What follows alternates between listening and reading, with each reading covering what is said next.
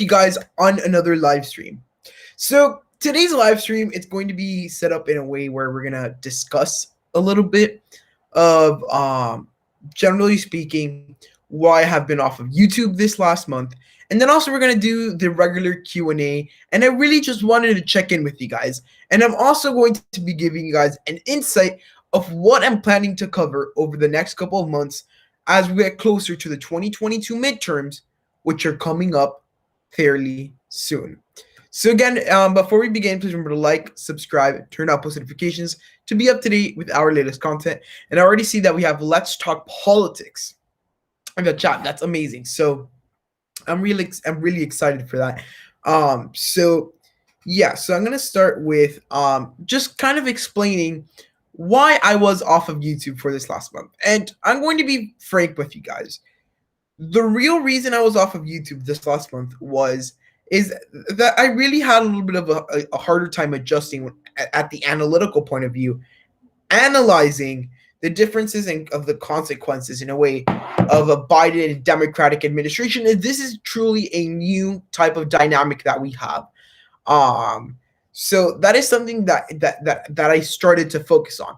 I started to study what kind of the actions and reactions to the Biden administration were, to kind of have a better insight on my predictions, to make sure I can provide you guys with the best political content. So that is the first thing, and I really hope you guys understand that. And that's why I've been that's why I've kind of been out of the YouTube ecosystem, because I dedicated the time, because I still do have other responsibilities to study the Biden administration, the way it acts, to better suit, because analyzing politics and like probabilities and all of that and predictions, it's considerably different with the Trump administration and than the Trump administration.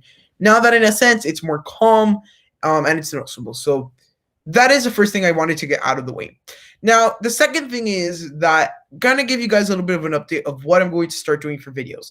That's another thing I struggled a little bit with, is coming up with new video ideas, but I think I've come up with a pretty good solution. So I noticed that you guys really like the election nights. So I think I'm going to continue to do those. And what I'm thinking is do election nights and a companion video where I would kind of go more in detail, kind of like the show in a part, and then the other one would be explaining more in detail why I made those things going on.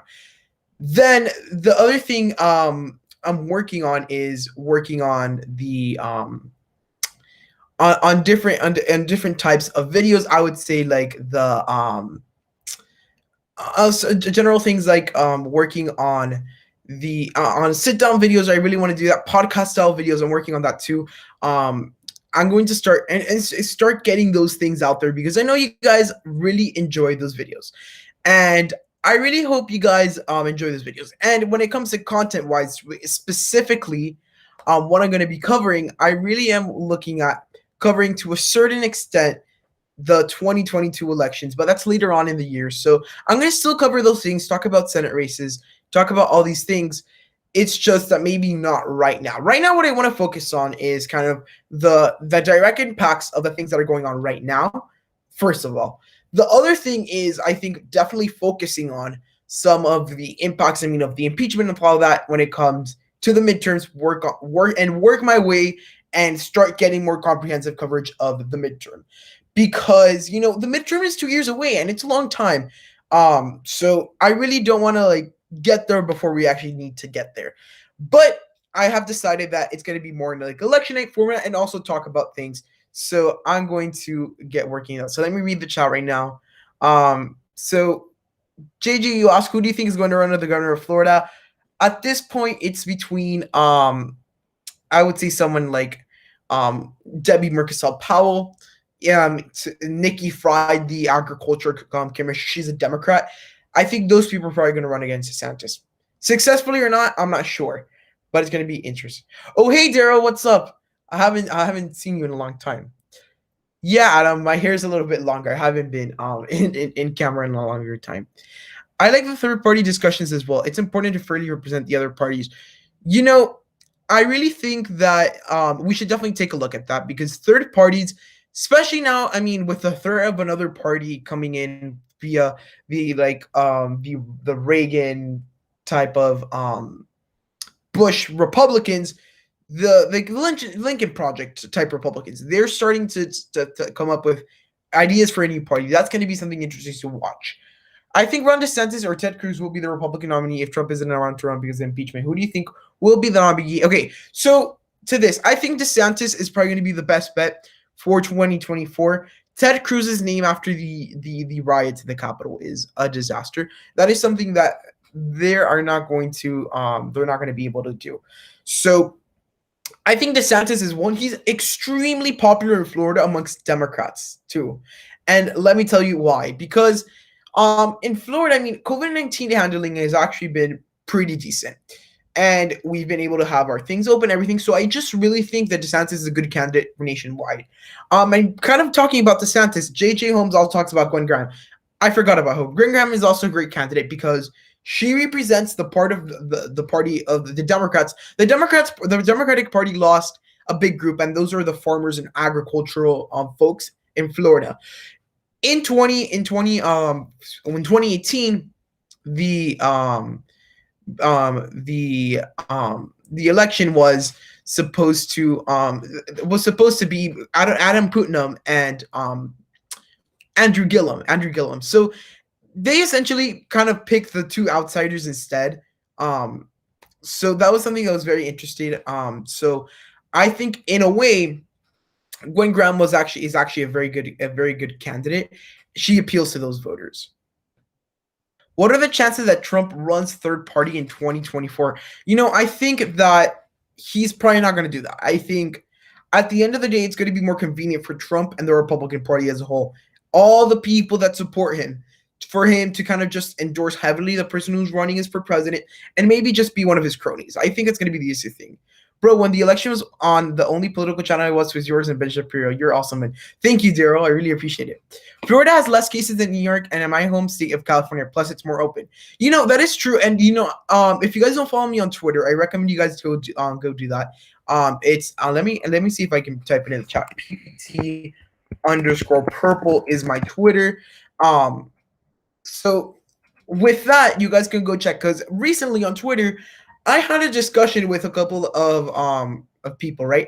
And I don't know if you guys follow my friend UEP. He has a great political channel. He has a very big presence on Twitter, and I was very interested to see what he had a conversation about DeSantis, and a lot of people are saying that DeSantis is actually not that popular, but his COVID-19 handling has actually been quite popular, and I kind of explained it a little bit. So that's going to be interesting. Can you do an election night, DeSantis versus Graham? Yes, and that's another thing I wanted to talk about.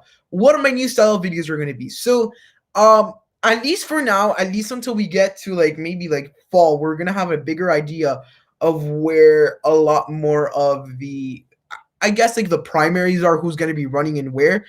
The 2022 midterm videos are mostly going to be focused on election nights and single predictions. We're going to go through a primary. We're going to go through all of that and all combined into a video because if not, it would be ridiculously short video. So that's what we're going to focus on. And I think that DeSantis versus Graham, I'm going to be doing a lot of Florida governors. And again, I don't know if you guys know this. I was that my favorite types of elections to cover are the governor elections because it's just such a broad, it's very broad, and there's a lot of different kind of races. And, compared to something like a Senate or a presidential race, it affects more the in-state issues, and that's why a lot of governor races are more of a crapshoot. I mean, if you look back, you see races like Kansas in 2018, in some of these states like Arizona in the Senate, for example, it focuses more on the issues that make part of the state rather than a bigger specific oh, we're running on Medicare for all and those things, because usually that just applies to congressional races. So again, something that's pretty recent today, we had the Trump impeachment trial that ended today, and he got acquitted. I mean, I'm not surprised. But the interesting thing was we had people that came up and they stood up to Trump, which for those Republicans specifically, was it or was it not the right thing to do? I'm not going to get into that mess because I'm going to try to really keep things, but I want you guys to build your own opinions. But for those people politically, they're going to have a very tough time because Trump has so much power that he can really, in the Republican Party, he has the majority. He could really just go handpick primary opponents for those people, for Ben Sass, for Bill Cassidy, for Mitt Romney, those people, and send them out the door. And, politically, a primary is the thing that you do not want to hear. So something that's interesting. When do you think Texas would flip to the Democrats? So I think that Texas is probably going to flip to the Democrats. First of all, only if Latino support in the southern part of the state, that's a big part, starts flipping, because that's going to be something crucial. Because if that doesn't start flipping, then you're not going to have a chance of flipping there. Absolutely not. But if the trends continue and we see like bigger jumps, I think by 2032, yeah, 2032, I think that's when we're going to see it. Okay, Georgia is truly blue, right? When people vote, it turns blue. I think that's true. Georgia, I don't say that it will be completely blue. I think someone like, if they run the wrong candidate, I think like Brian Kemp could win again another term as governor. But overall, the state is going to be blue. And we're going to see something similar to Arizona. Arizona voted blue. I think, like, what we have to understand is that with this election, especially because of Stop the Steal, I mean, thinking critically about it, why specifically were the Republicans screwed up in Georgia? Because they went completely with the Stop the Steal thing, which, maybe they had a point, maybe they did not. But the thing is that politically, in a state where you have high turnout and you have a lot of suburban voters, you do not want to nearly get into the radicals. Because if we know one thing that suburban voters absolutely hate, it's radical politicians. And, because of those radicalized ideas is why you have wave elections. Per se, 2020 was not a wave election, but at the end, in the runoffs, it truly was a wave election type scenario, I guess. Because, like, if you take a look at the data, for example, in Georgia, I don't think I was able to do a video analyzing the results. But further back, it was a lot more red. Let me see. I'm falling down the comments. If you were one of the senators, would you vote to convict Trump or acquit him? So that's a let's talk politics question. I'm gonna use this when I answer your questions. That's actually a very interesting question. I'm not sure, because on one hand, I would have the constitutional question, right? Is it legal? That's the first thing. Now, at the point to where does his liability start and end? That's the biggest question, and I'm not sure, because he did, in a way, like, tell them to go to the Capitol. But after looking at the Democratic impeachment manager's case, what I saw more was a detail of the events, and it's not so much of how he caused it. You know what I mean? So if I was just voting solely on did he cause it, how liable is Donald Trump in this scenario, I would not be sure. I would think that definitely has to be some consequences, because you don't know what breaching the safety of the U.S. Capitol means. It's literally like they just strolled into one of the most important places in the world, where some of the most powerful people that lead our country are, and just no. So I'm not sure. So those are dilemmas, right? Because it's not right. So let's see. JJ Holmes, DeSantis versus Chris, DeSantis versus Fry, DeSantis versus Levine. By Levine, I think you mean Levine Cava, the mayor of Miami-Dade County, and DeSantis versus Murphy. I'll take a look into all of those races, because I think that's kind of where we're looking. It's Chris, but I don't think Charlie Crist will run for governor. I think out of those scenarios, I think we're looking at Graham, Fried, Levine Cava maybe, and Murphy. I think that's what LTP says. He thinks that Democrats flip in 2032 or 2036. Do you think Charlie Crist will be the nominee for governor? I don't think he will be the nominee for governor, JJ, because Charlie Crist, when he was governor of Florida, he was, he switches parties. He was a Republican. In today's like Democratic Party in Florida, we have to understand, most of it is made up of black voters, right? And some suburban voters. But with Charlie Crist, I don't think he has that much of appeal because again, let's suppose the primary is like Gwen Graham, Charlie Crist, and someone like a Val Demings. It's a completely different story because that big part of the black vote could go to Val Demings. Now, if it's a less contested Democratic primary, maybe with like Marcus L. Powell and I was reading and Charlie Crist, I'm not sure what would happen. I think you think that if Democrats put the effort, they could flip it by 2028. Man, I'm not sure. Maybe if the Republicans go completely insane and they get the train that's already almost derailing and derail it completely, then it might be a question. Texas could potentially be blue in 2028. He shouldn't run again.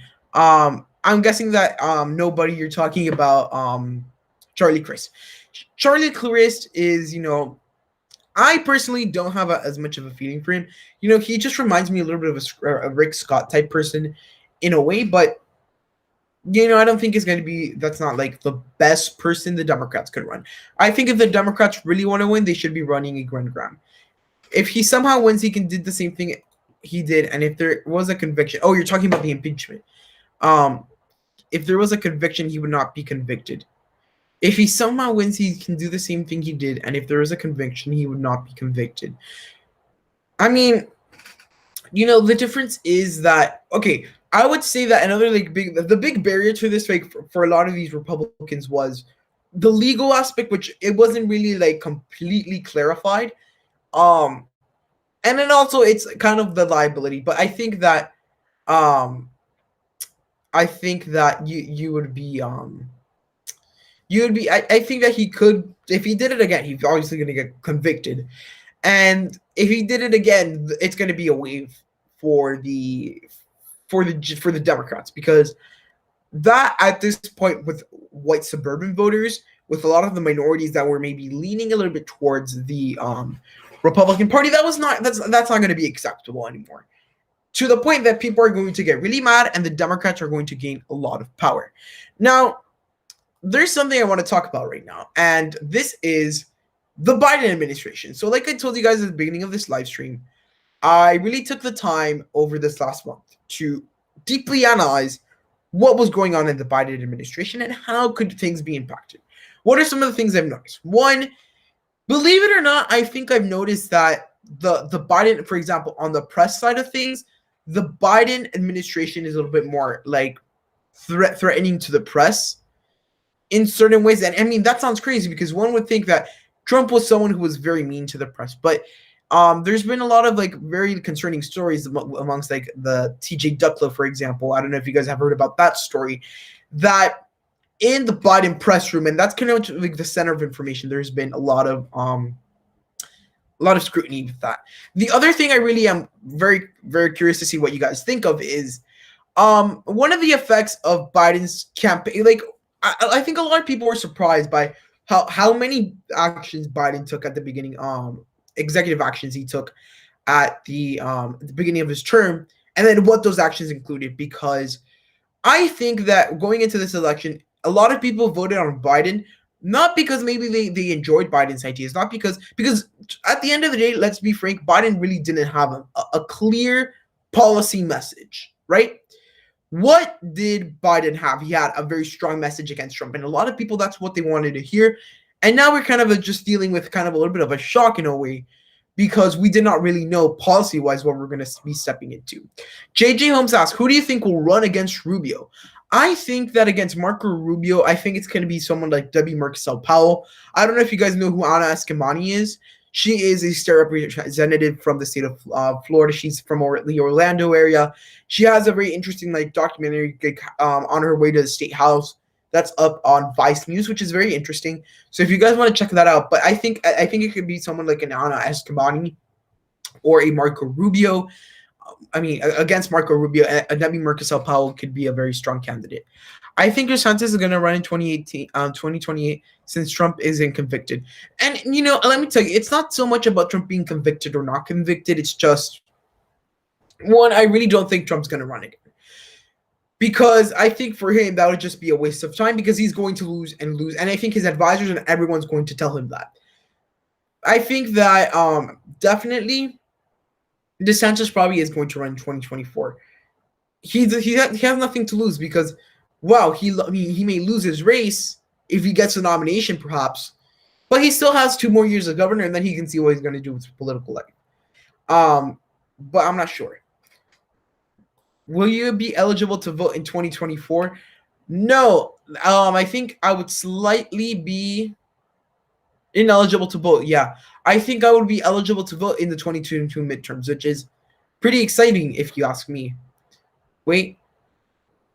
Yeah, I would be. I think a year. I would be a year. I would be a year out to be eligible to vote in 2024, which I mean I really would want to do because I'm someone who really likes politics. Let's see. I think Donald Trump will run again. I do not think he will run again. I think that his place right now is coming up with kind of a way for him to combat the some of the other people in his party and the opposite party, because that's going to be his biggest problem. Because believe it or not, there's people that still suck up to Trump because he just has the party base, and there's tons of 2024 candidates. A big person that's really given the fu to the Democrat to the Republican Party at this point, at least the Trump wing of the party, is Nikki Haley. I thought she was a very good candidate, but I think she still has the possibility to bridge the more Bush Reagan type people and the Trump out of the party. So I think someone like a Nikki Haley will run. I think someone like Candace Owens might run. I think Ron DeSantis might run. I think Ted Cruz and Josh Hawley, they're not going to run. That's completely out of the picture right now, just because. And then Donald Trump is probably not going to run. I may see one of his children running, but again, will they win? That's something else that's hypothetical. Someone who I think will be running is Ivanka Trump. I mean, Ivanka Trump might run for Senate in Florida, trying to unseat Marco Rubio, which again, that's a very interesting dynamic because who even knows? Because I mean, Ivanka Trump could probably win because in the northern part of the state, where you have a lot more of the redneck voters, which make a lot bigger part of the electorate when it comes to Republicans, those voters are going to prefer Ivanka Trump. Well, Rubio might have the growing Latino populations under his belt, and so who knows? How about Congresswoman Murphy? Fine senator. I mean, Stephanie Murphy, the thing is that she has a contested House seat. And her seat, although she won by a bigger amount, that's also because she was an incumbent. If the seat is open, the Republicans could definitely take that seat. And Stephanie Murphy, she's a good candidate. She probably will win statewide. I think Democrats are going to have a very tough time winning statewide in a long time, just because they really don't have the right candidates. They have certain candidates like Stephanie Murphy, Val Demings, Debbie Mercosur-Powell, Anna Eskamani, Nikki Fried, those type of Democrats, right, that could probably attempt a statewide race. And out of those people, I think the only person, and it's a very close race, that could win is Nikki Fried. Everyone else has a pretty low chance of winning because Florida is a Republican state, and it's going to start taking the same trends as Ohio has been taking. You'll be eligible to vote in 2026 midterms. That's cool. I would be missing out just by a couple of months. I mean, I think 3 months, and I would be eligible to vote, which kind of sucks. Val Demings. Yeah, Val Demings. I just think that right now, like, we're looking at something at a very interesting race. I don't think Democrats should really run big campaigns in Florida. I agree with you because at this point they're completely almost screwed because I mean, for the Democrats, it's for them, it's better if they start running races in Georgia, in Arizona, in those type of places and in Nevada. That's another place where the Democrats should start solidifying because it kind of slipped out of their hands a little bit. But if anything, Florida should be the Democrats' highest priorities. So I really think that they should be looking at that. You're a Democrat, but politics was more exciting during the election. I would have to agree with you because, one, I mean, we just have to remember that when Biden was voted into office, one of the things that that Americans voted for was back to the status quo. The status quo. I don't know if you guys know what status quo is, but status quo just generally means back to the same old. And if you like Trump or you hated him, there's no denying that with his administration, there's always a headline. There's always something interesting.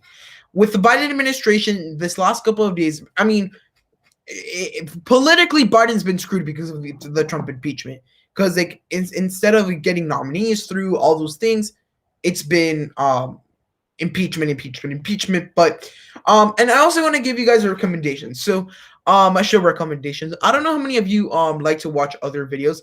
There is this channel called The Hill, and they have a show called The Rising with Crystal Ball and Sagar and Jetty. They have a very good show, and they discuss a lot of these things, and they get more into the depths of politics, the issues and the things that are happening in Washington.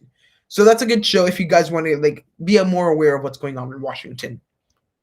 Who do you think DeSantis could beat DeSantis? I really don't think anyone could beat DeSantis. Gwen Graham maybe, but not that much. Joe Biden's approval rating is overrated. I think I agree with you. I mean, I really don't really see anywhere where he could get more than 60% approval rating. I mean, again, I think that also comes to tell you that the things that Trump was saying. I mean, the mainstream media, and I think even if you're a Democrat, I think that you have to agree there is like a little bit of a difference. And I mean, they've said it out loud that they're going to be covering the administration less toughly because it's Joe Biden. And again, you see a difference, right? And I think those biases just generally exist. And I mean, it's not only that's the mainstream media, because you also have sources now like Newsmax, even still Fox News and One American News, which are very far to the right, and they have their biases against Democrats. Well, Biden didn't really have a big part in the impeachment. He was worried about COVID-19, which I think it's also kind of funny because one of the things that Trump campaigned on was talking about the COVID-19, and kind of it's pretty much he's done everything that he can. Biden really can't do much with COVID-19 other than vaccinations, because really he came out and said that like he can't do more. I know that COVID-19 is a lot more important than impeachment, but what I'm saying is politically, for Biden's agenda, it screwed him up completely, because by impeachment I mean the Senate part of the agenda, because for anything to happen in Washington, you're gonna have to have Congress fully available to work. They have to, the 100 days are very important. Like, they really can't get anything through Congress because the impeachment trial is going on. Do you support Puerto Rico statehood? I mean, I think it makes some sense. I think the people in Puerto Rico, I think full-blown statehood is not, I don't know if it's a good idea. I mean, I have a lot of Puerto Rican friends, and I understand some of the things that the island has gone through. But my questions are, first of all, for the United States, it could cause a very big disruption in its political system. And I mean, a lot of the things that people say for against Puerto Rican statehood, that's my biggest concern, because I think ultimately there's going to have to be some balance. Although, I mean, in its like internal affairs, Puerto Rico is a state or a territory that's very politically balanced. But I think some people have concerns over the cultural aspect, those type of things, but I'm not really concerned about that, because I don't find it that big of a deal. But I think it's going to definitely be a challenge, but I mean, I'm in the middle.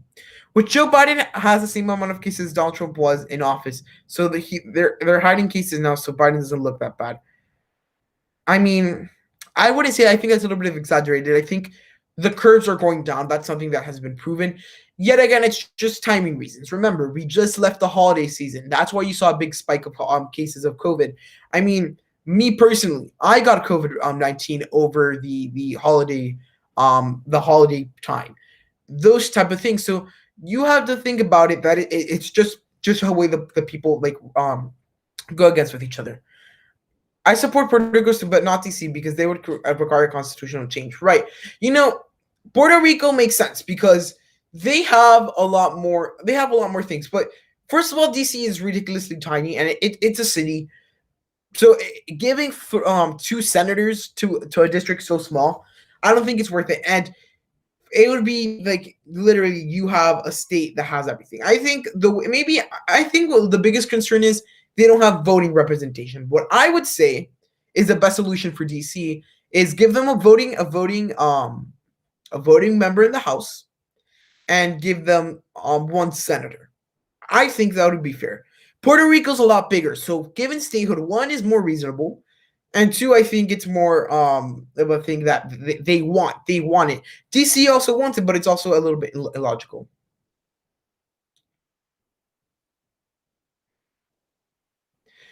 Yeah. So another thing that I'm actually like very interested about is for Biden is the vaccination rates. Vaccination rates are doing very well now. I think that with Trump out of office, the change is not going to be much because let me remind you of something. When you're talking about infectious diseases, right? You're focusing more on the kind of how the way they spread, right? So I mean, ultimately, if nothing was done at the beginning, it's going to be out there. So ultimately, it's not going to be as much of a thing. Yeah, because DC at least has more people than Wyoming, Delaware, among others. You're right, but again, it still doesn't make sense. The Constitution, like America first said, but also land size. I mean, a state that small, like you never see that. But again, um, it's interesting. I mean, I would say that my biggest again concern with adding statehood is the political biases, which I mean, just because like here's the thing.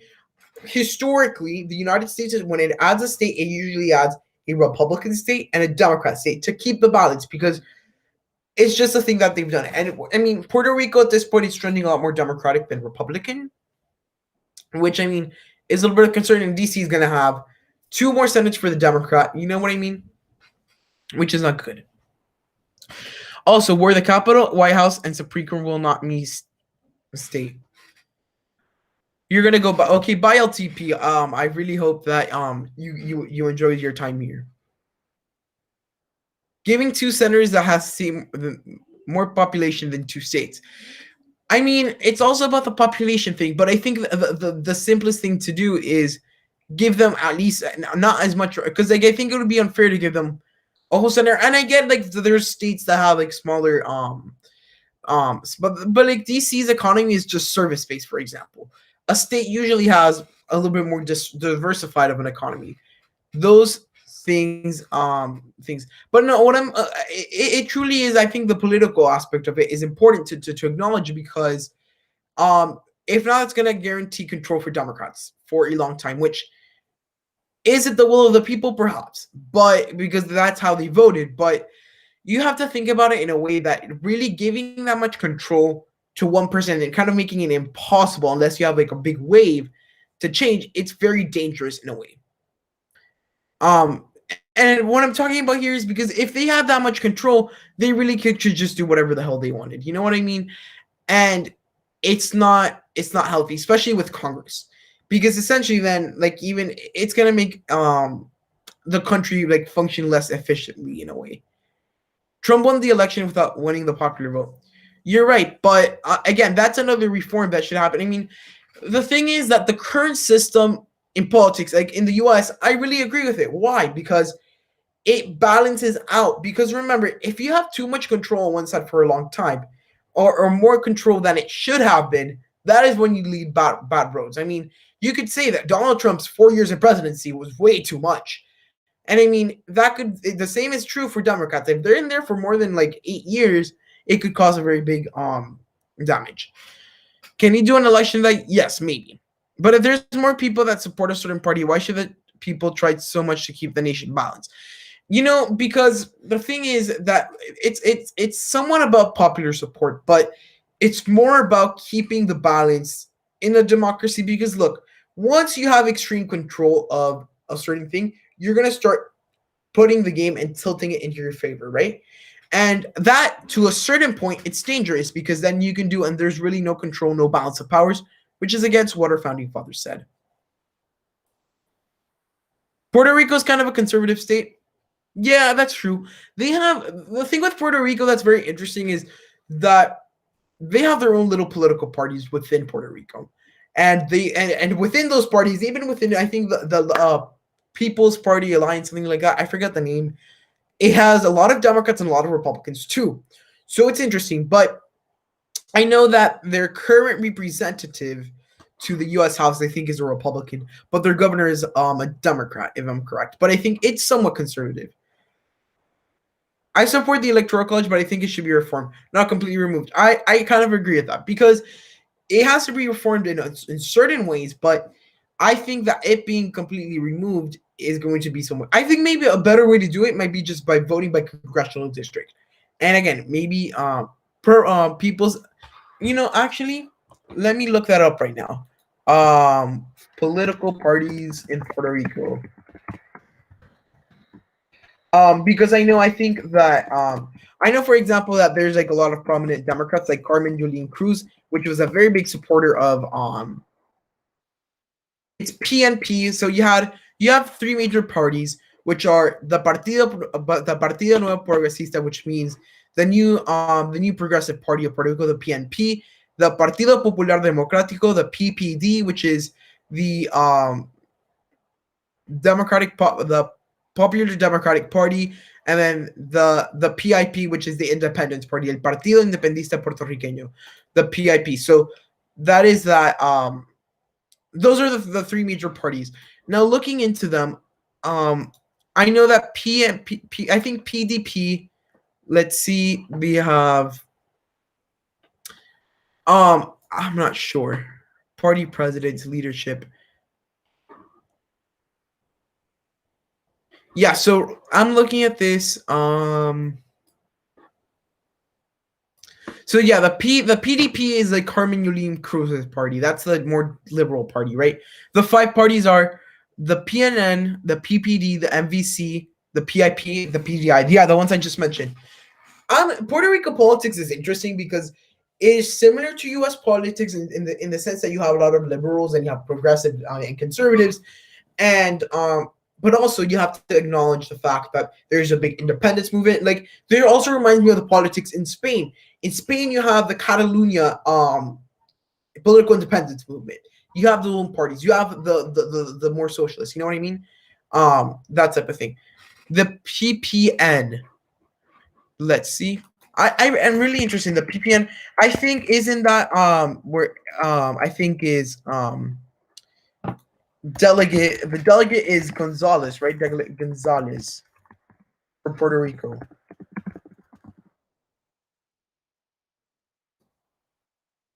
So yeah, for example, that's what I was thinking about. So Jennifer Gonzalez, which is the current incumbent delegate, like U.S. delegate to the House of Representatives, she is part of the PPN, I think.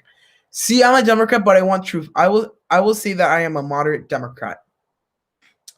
I mean, see, I am a Democrat, but I want the truth. I will say that I am a moderate Democrat. Okay.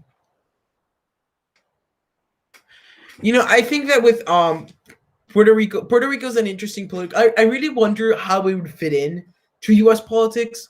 I think it's gonna have a little bit of a tougher time adjusting, but I know that you would have your different leaders, which again is interesting.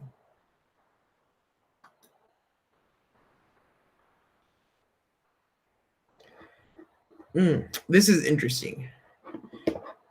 I'm gonna actually look more into Puerto Rico's politics because it's actually very interesting. I knew they had an interesting political system because I remember, I think it was 2 years back, they had a very big debacle with the governor, and I think it's very interesting. And you know that both parties have said lies. I want to tell you something right now, that if you think that one party is completely truthful, you're lying to yourself. And politicians lie for everything, so just to have it in their best interest. That's what they're paid to lie, because they really need to lie, because if not, they would be all out of their jobs, because the Democrats exaggerate things and so do the Republicans. So I think that's something that we have to understand. So yeah, I wanted to ask you guys before I go. I'm gonna go like in 5 minutes, but I wanted to ask you guys, what type of election nights would you guys get to see? So I don't know if I can make maybe a full-blown election night, but for a fact, I know I can make something like a midterm election night per state. Who knows? Like, for example, Florida, I'll do the Senate primaries and like governor primaries in the same video, I guess. And then kind of put the general election part. So maybe put that all together. I don't know what you guys think. One representative said Maryland and DC should merge. Why us Marylanders don't want it? Which us Marylanders don't want it. I think, now that you say it out loud, I think maybe what should happen is it should be split half between Maryland and Virginia. But I mean, I don't know because that also would mean. I mean, but why do Marylanders not want it? Because that's actually interesting. I think that maybe they should just split it in half and then because I know there's, for example, in DC when I went, I noticed that it had the four quadrants of DC, maybe split like the north and the northeast and the northwest to Maryland and then everything else down. Ron DeSantis versus Kamala Harris, who wins? I think that I don't think Kamala Harris can win a nationwide election. I really don't think she can. She's going to lose in places like Georgia. She's going to lose in Arizona, and she probably will lose in Pennsylvania or Wisconsin, especially someone against Ron DeSantis. Who do I think will be the nominee in 2024? For the Democrats, probably Kamala Harris. And for the Republicans, I think it's gonna be it's likely it's gonna be someone like a Ron DeSantis or a Nikki Haley. But I think maybe Ron DeSantis. But who knows? I mean, I really thought that Marco Rubio had a good chance, but he's been working a lot more with Biden, which is really not going to go well with the Republican base. Um, Someone like a Candace Owens that's been rumored to run is very, very like unknown. She's known amongst Republicans, but in a nationwide race, she probably would lose. That is kind of currently what we are looking at.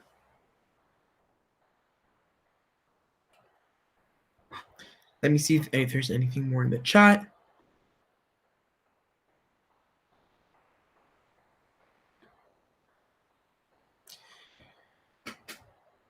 Who? So you're predicting a GOP presidential victory in 24? Yes, because I mean, I think that generally speaking, that the Biden administration, with a lot of its well, one of the things the Biden administration has in its favor is that they really didn't campaign promise anything, and if the Democrats are going to have a very big loss because of the not meeting campaign promises, it's probably going to be in the midterms because of COVID. Pretty much only thing because the thing is that Kamala Harris is not a good candidate. So yes, I'm technically saying that. Who will get the Senate and the House in 2022? Okay, if Trump completely hijacks the Republican Party, then the Democrats. Now, if things settle down and the big Biden opposition movement starts gaining traction among suburban voters, amongst working class voters, then I think it's pretty plausible for the Democrats to at least maybe retain the House. I mean, for the Republicans to win the House, and probably just the Democrats are probably going to take control of the Senate because the Senate map looks horrendous for the Republicans in 2022. That is what we're looking at right now. So, guys, I'm gonna go film. I'm gonna go actually make my election night. So I'm really excited for that, and I'm probably gonna have that out by tomorrow. But I hope you guys enjoyed this chat. I really enjoyed catching up with you guys. I hope you guys understood why I was off for a long time and why I'm back. So I'm really excited for that. So thank you for watching and goodbye.